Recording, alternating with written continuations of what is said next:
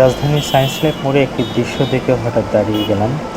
একজন নারী ভেজা কাপড়ে রাস্তার উপরে দাঁড়িয়ে আছেন। তার একটি পা নেই এবং হাত নেই। অপর একটি হাত দিয়ে একটি লাঠির উপরে ভর করে এক পায়ে খুঁড়িয়ে খুঁড়িয়ে তিনি হাঁটছেন। রাস্তার মাঝখান থেকে রাস্তার এক পাশে যাচ্ছেন। কিছুক্ষণ আগেই ভারী বর্ষণ হলো। সেই বর্ষণের পরে আবার গুঁড়ি গুঁড়ি বৃষ্টি পড়ছে। সে ভারী বর্ষণে শরীর একদম ভিজে গিয়েছে। সেই ভেজা শরীরেই আমরা দেখছি তিনি জীবিকার তাগিদে রাস্তার উপরে ভিক্ষা করছেন। যখন সিগন্যাল পড়ছে তখন তিনি খুঁড়িয়ে খুঁড়িয়ে রাস্তার মাঝখানে যাচ্ছেন এবং যখন আবার সিগন্যাল ছেড়ে দিচ্ছে তখন আবার রাস্তার এক পাশে এসে দাঁড়াচ্ছেন এবং যাকে দেখছেন আসলেই তার কাছ থেকে সাহায্য চাচ্ছেন এবং অনেকেই তাকে সাহায্য করছে, আমরা সেটিও দেখছি।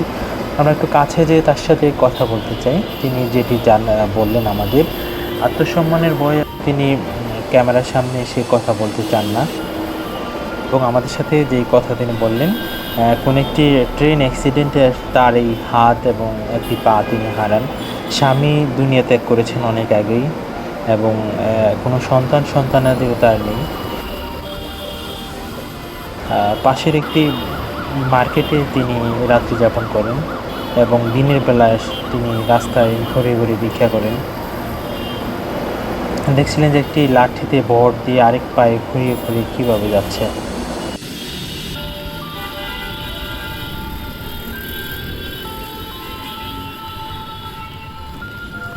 মাথার উপর থেকে টিপ টিপ বৃষ্টি পড়ছে।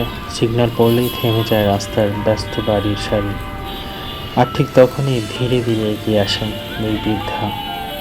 ভিজা শরীরে কাপা গলা আর এক হাতে লাঠি ভর দিয়ে ঘুরিয়ে ঘুরিয়ে চলেন।